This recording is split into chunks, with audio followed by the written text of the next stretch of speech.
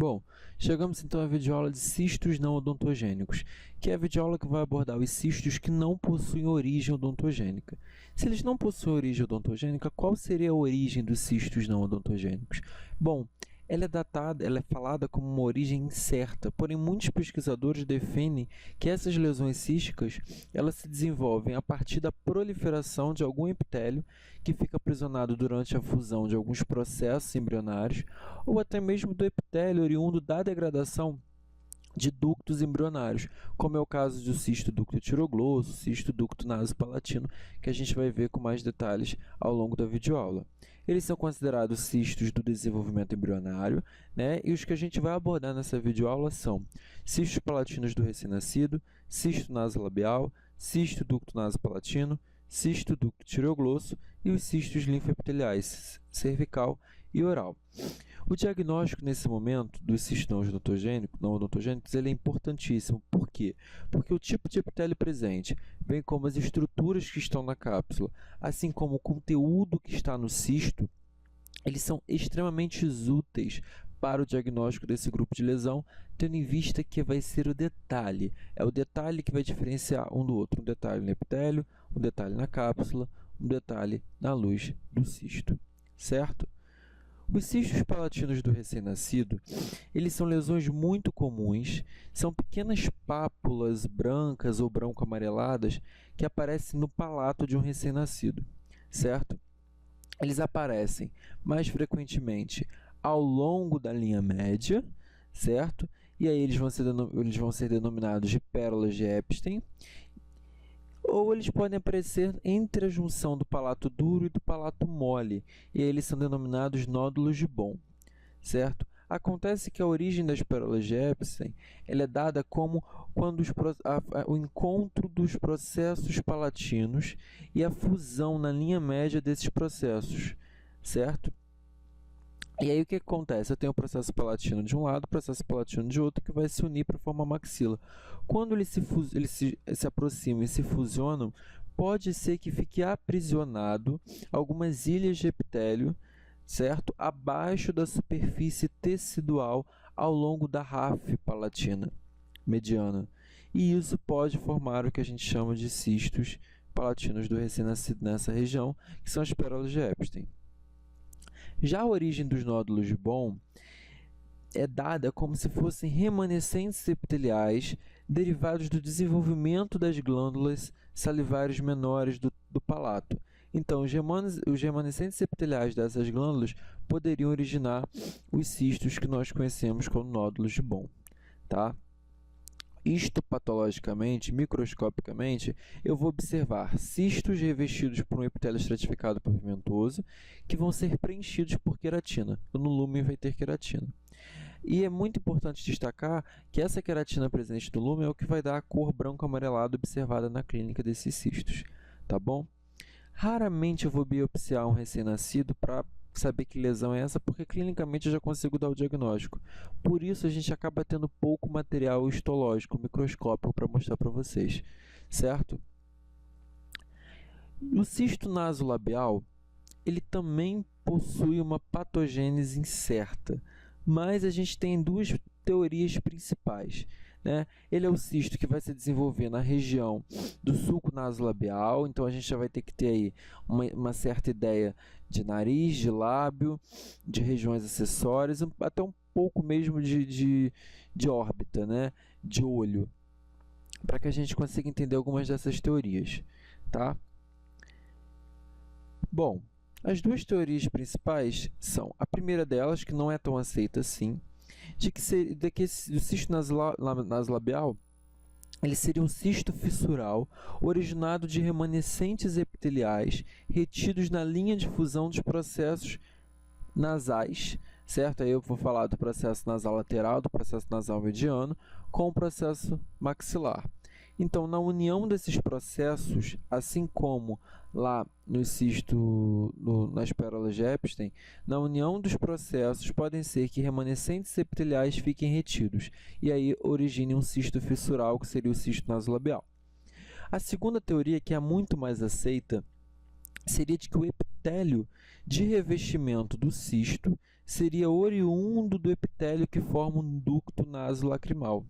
Por quê? Porque microscopicamente, tanto o ducto nasolacrimal quanto o cisto nasolabial, eles apresentam características microscópicas muito semelhantes, tá? Bom, histopatologicamente, o que eu vou ver? Eu vou ver uma cavidade cística revestida por epitélio pseudoestratificado cilíndrico, geralmente exibindo células caliciformes e cílios, é o epitélio clássico, é o epitélio respiratório, né? Podendo ser observado também áreas com epitélio cúbico, até com uma metaplasia, para uma metaplasia escamosa, tá? Podem ser observados, não é tão clássico assim, mas pode ser observado. Na cápsula fibrosa, o que eu vou ver? Eu vou observar músculo estriado esquelético e, frequentemente, eu vou encontrar muita quantidade de hemorragia, tá bom? É exatamente o que eu estou vendo na lâmina, uma grande quantidade de hemorragia na cápsula, certo? E se eu observar bem, eu vou ver que essa linha epitelial é um epitélio fino, que é muito semelhante ao epitélio respiratório. Se eu ampliar, epitélio respiratório, pseudoestratificado, cilíndrico ciliado, existem algumas células caliciformes aqui. E aqui uma grande quantidade de hemorragia, tanto que eu já vejo grandes focos de hemosiderina. Tá bom? O cisto ducto nasopalatino, clinicamente, ele é o cisto não odontogênico mais comum, né? Ele se localiza próximo ou na própria linha média, na região anterior de maxila, certo? Entre os ápices incisivos centrais superiores. Acontece que algumas vezes, por mais que sejam raras, o cisto ducto nasopalatino ele pode se desenvolver em tecidos moles. E aí ele vai se desenvolver na região de papila incisiva, região anterior do palato, certo? E aí não há nenhum comprometimento ósseo. Quando não há nenhum comprometimento ósseo, ele está nessa região de papila incisiva, a gente denomina esse cisto, chama esse cisto de cisto de papila incisiva, da papila incisiva. O cisto da papila incisiva nada mais é do que a contraparte do cisto ducto nasopalatino, só que em tecido mole. Um em tecido ósseo, outro em tecido mole, certo? Qual é a patogênese, então, do cisto ducto nasopalatino? Por mais que seja incerta também, existe uma teoria que acaba sendo mais aceita. Os ductos nasopalatinos, gente, eles estão localizados, eles são estruturas epiteliais que estão localizadas dentro dos canais incisivos. Vamos lembrar da anatomia do canal incisivo. O canal incisivo ele começa lá no assoalho da cavidade nasal, em cada lado do septo nasal. Então, em cada lado do septo nasal, e vai vir esse canal incisivo dirigindo-se para baixo e para frente, porque ele tem que cair lá no início da cavidade oral, bem na região anterior de maxila. Ele sai no osso palatino através de um forame comum, né? Ambos vão sair juntos no forame comum, que é o forame, o canal incisivo, certo? No entanto, gente, com a evolução desse desenvolvimento embrionário, esses ductos vão regredir. Então, esses ductos que vinham lá de cima, se uniam e que saíam no interior do canal incisivo, bem na região anterior, eles regridem com o desenvolvimento embrionário. Contudo, alguns remanescentes desses ductos podem permanecer no canal incisivo, e aí esses remanescentes podem originar o cisto. Tá? Por mais que essa patogênese seja incerta, existem alguns autores que defendem outros fatores etiológicos, como o trauma local, a infecção do ducto, ou até mesmo a retenção de muco de glândulas salivares menores adjacentes, que também são mencionados como alguns possíveis fatores etiológicos. Mas ainda assim, a teoria de que os remanescentes epiteliais, ou seja, a degeneração cística espontânea desses remanescentes epiteliais, formem o cisto. Tá bom? Radiograficamente, o cisto ducto nasopalatino é bem peculiar porque ele apresenta dois aspectos radiográficos bem interessantes. São lesões radiolúcidas, né, bem circunscritas, próximas novamente à linha média ou na própria linha média, entre os ápices incisivos centrais superiores. Só que ele ou pode ter o formato de uma pera invertida, Isso acontece principalmente porque há uma resistência das raízes desses dentes, né? Ou, em outros casos, ele pode apresentar o formato clássico de coração, que é o resultado da sobreposição da espinha nasal e que acaba dando essa chanfradinha, formando o coração, certo? Histopatologicamente, o cisto ducto nasopalatino ele apresenta uma variedade epitelial gigante, né? Ele é muito variável. Ele pode ser constituído por epitélio estratificado pavimentoso, por epitélio pseudoestratificado cilíndrico com ou sem células caliciformes e cílios, que é o epitélio respiratório, epitélio simples cilíndrico, epitélio simples cúbico, né?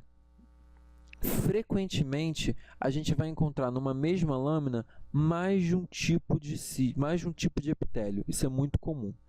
Didaticamente, a gente costuma falar que o tipo do revestimento epitelial está muito relacionado com a localização do cisto. Então, se eu tenho um cisto mais próximo do soalho da cavidade nasal do que da cavidade oral, eu vou dizer que o epitélio respiratório vai ser mais predominante. Se eu tiver um cisto mais próximo da cavidade oral do que do soalho da cavidade nasal, eu vou dizer que o epitélio estratificado pavimentoso será mais predominante. Certo? Os outros tipos de epitélio acabam aparecendo como transição de um para o outro. Já a cápsula, nessa cápsula, por a gente estar dentro de um canal em que passa nervo, em que passa estruturas vasculares, a gente pode encontrar nervos, artérias, veias e principalmente uma resposta inflamatória rica em linfócitos plasmócitos, que é uma resposta inflamatória crônica, certo? Histopatologicamente, olha o que eu estou vendo. Eu estou vendo um epitélio respiratório aqui, pseudoestratificado, cilíndrico ciliado com células caliciformes. Aqui eu já vejo um epitélio simples, né? Aqui eu já vejo um epitélio talvez estratificado, pavimentoso. Então percebam que há numa mesma lâmina, no mesmo foco, uma mudança de epitélio.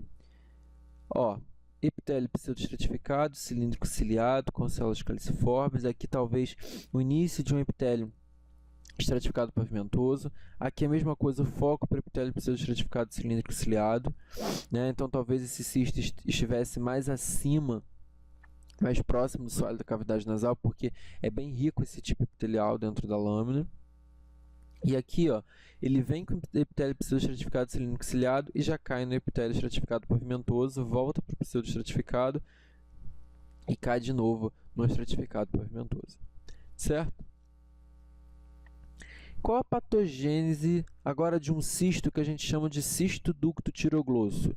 É uma patogênese bem incerta, mas ele também acaba tendo uma teoria bem clássica, né? A glândula tireoide, que é comum de todos nós, ela inicia a sua formação, seu desenvolvimento a partir do forame cego, que está localizado lá na região posterior de língua, né? E aí, a partir daí, ela começa descendo pelo pescoço até atingir a posição final dela, que é abaixo da cartilagem tireoide, certo? Só, gente, que ao longo desse trajeto, ela vai formando um ducto epitelial que a gente chama de ducto tireoglosso, certo? Que normalmente, com o desenvolvimento embrionário, ele vai sofrer atrofia, ele vai ser obliterado e vai ficar ali, guardadinho. Acontece que, ao longo desse trajeto, lá da língua até a cartilagem tireoide, pode ser que remanescentes do ducto fiquem perdidos e aí, por persistirem nesse trajeto, possam originar o que a gente chama de um cisto do ducto tireoglosso, tá? Microscopicamente, eu preciso saber a localização desse cisto, porque é importante para a gente definir didaticamente. O ocioide é a nossa referência. Ele está assim abaixo da mandíbula, né? Ele vai ser a nossa referência. Se o cisto estiver acima do nível do ocioide, o epitélio vai variar. E esse epitélio vai ser um epitélio estratificado pavimentoso, porque está mais próximo da cavidade oral. Se esse cisto está abaixo do nível do ocioide, a gente vai ter um epitélio mais compatível com as vias aéreas. Então, esse epitélio vai ser pseudoestratificado cilíndrico ciliado, certo? A cápsula, ela não varia, ela vai apresentar folículos tiroidianos, que nada mais são do que estruturas, tá, observadas na parede, bem perto da parede cística, formadas por um epitélio cúbico, simples, e na sua cavidade encontra uma substância gelatinosa que eu chamo de colóide. São as estruturas mais bonitas da patologia e vocês vão ver adiante. Acontece que aquele epitélio que está variando lá com o oceóide, ele também pode ser encontrado outro tipo epitelial, como, por exemplo, um epitélio estratificado cilíndrico ou um epitélio simples cúbico. Não é tão comum, mas pode ser encontrado, então é bom a gente citar, tá bom? Olha na lâmina, que bonito. Eu tenho epitélio estratificado, pseudoestratificado, né, cilíndrico ciliado, uma cápsula, certo? E olha o que eu encontro aqui no finalzinho, os folículos tiroidianos, que se eu ampliar, olha que bonito. Eu tenho cavidades repletas de uma substância gelatinosa, que é o colóide, e em volta eu tenho epitélio simples cúbico, certo? É isso o cisto ducto tireoglosso. Cisto linfoepitelial cervical e cisto linfoepitelial oral, microscopicamente, eles são muito semelhantes. Então, a gente resolveu juntar para vocês, que está no final. Só que a patogênese ela é diferente, então a gente vai dividir. Qual a patogênese do cisto linfoepitelial cervical? Ele é um cisto, né, só para localizar vocês, de desenvolvimento que acontece na região lateral do pescoço. Então, a gente tem que lembrar da embriologia do pescoço, né? E a patogênese ainda é incerta, mas existem duas teorias principais para ela, que por mais que estejam em discussão, ainda são muito vistas e muito aceitas na literatura. A primeira delas seria que houve uma degeneração cística de remanescentes do epitélio das fendas braquiais, ou seja, em algum momento as fendas branquiais, remanescentes epiteliais das fendas branquiais, se degeneraram e formaram um cisto. Mesma coisa que a gente viu no começo da aula, só que aqui os remanescentes do epitélio são das fendas branquiais. E a segunda teoria é que houvesse degeneração do epitélio de ductos excretores lá da glândula parótida, que durante o desenvolvimento, quando ela estava se formando, acabou que esse epitélio ficou aprisionado nos linfonodos cervicais e por isso originou o cisto linfoepitelial cervical. Tá? Já o cisto linfoepitelial oral, ele tem origem lá no tecido linfóide associado à mucosa oral.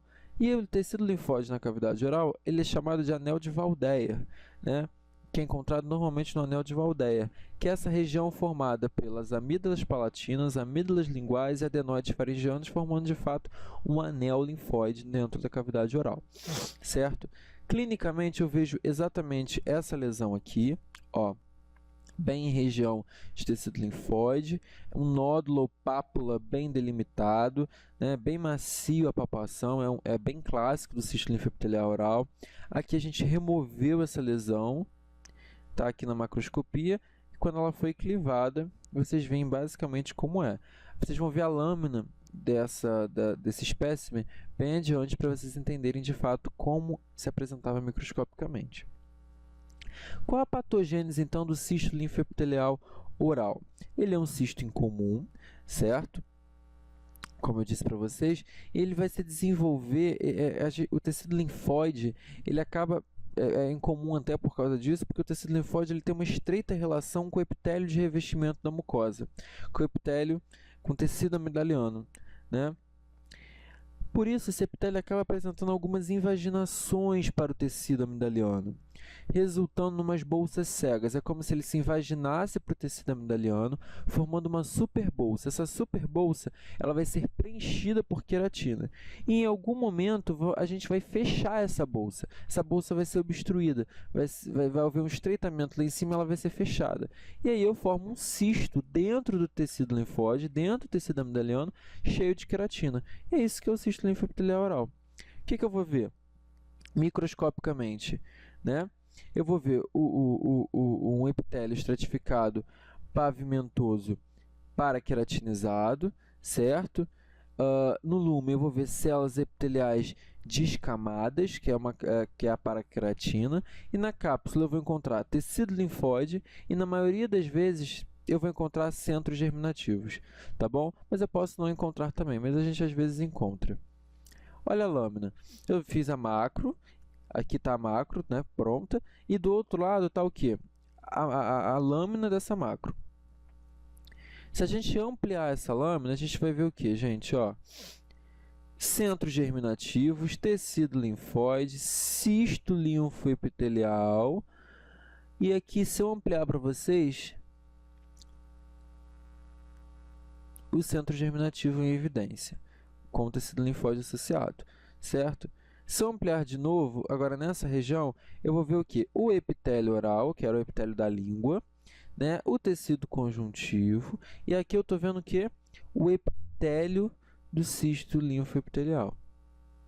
Esse aqui é um estratificado pavimentoso paraqueratinizado. E aqui eu estou vendo um monte de queratina descamada, certo? É muito bonito essa lâmina. Aqui eu estou vendo um outro cisto linfoepitelial. Estou vendo aqui, ó, epitélio estratificado pavimentoso circundando e o tecido linfóide circundando essa região. Se eu ampliar, ó, tecido linfóide, epitélio estratificado pavimentoso, lúmen. Certo? Bom, gente, é isso. Quem ainda não curtiu nossa página no Facebook, curta, tem muitas novidades lá. Podem seguir a gente no Instagram e qualquer dúvida a gente está à disposição em qualquer rede social. Bons estudos para vocês!